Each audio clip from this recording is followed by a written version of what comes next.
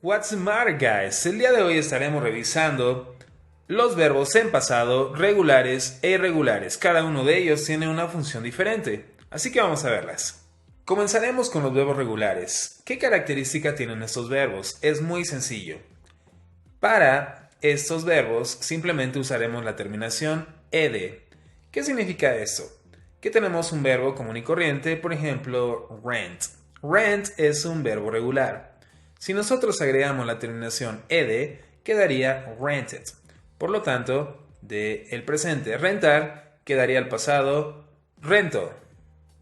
En este video te mostraré 4 reglas importantes para estos verbos regulares. Comenzamos con la número 1.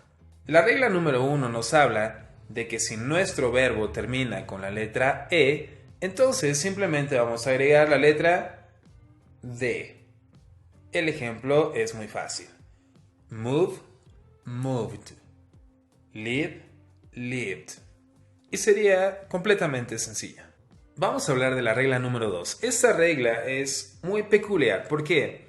Porque nos habla que si tenemos una palabra que termina en consonante más una Y, ¿qué es lo que va a pasar con esa Y? Es muy sencillo, simplemente la vamos a quitar y la vamos a cambiar por una I latina. Y finalmente vamos a agregar una E y una D. Por ejemplo, en el verbo study.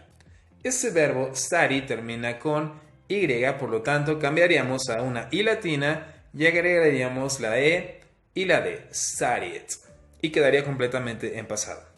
Otro verbo podría ser try.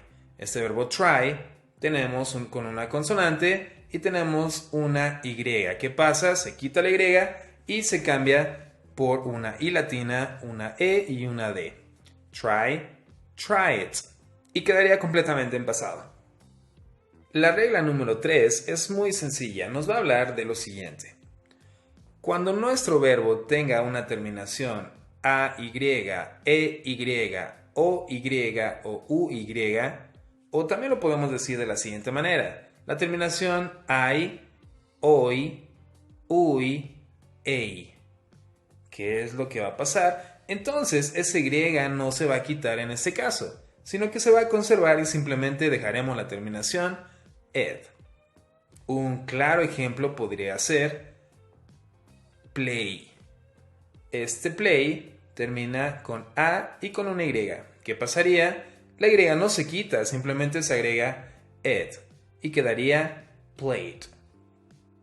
Finalmente, nuestra regla número 4 nos habla de lo siguiente. ¿Qué pasa cuando nuestro verbo simplemente tiene una sílaba y termina en una consonante?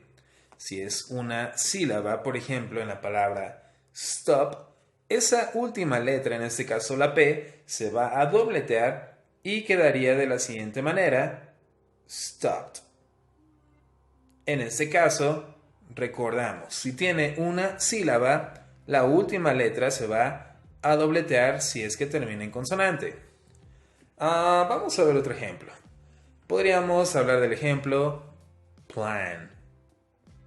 Plan es una sola sílaba. Por lo tanto, si termina en consonante, que es la N, esta N se va a dobletear y quedaríamos planned.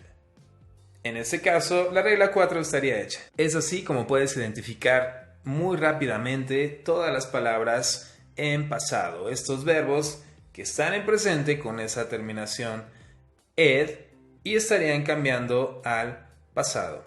Ahora, finalmente, ¿qué son los verbos irregulares que habíamos mencionado anteriormente? Estos verbos irregulares simplemente tenemos que hacer uso de nuestra buena memoria. ¿Por qué? Porque no llevan alguna regla en especial. Por lo tanto, tienes que buscar una lista de verbos y memorizarlos. Aquí te mostraré 3 verbos irregulares que podemos usar. El primero es el verbo have. Este verbo have cambia completamente su estructura a have. Por lo tanto, no sigue ninguna regla. El segundo verbo que podemos utilizar es el verbo correr, run. Simplemente vamos a cambiar esa U por la letra A y quedaría ran en pasado. Y finalmente podemos pensar en el verbo speak.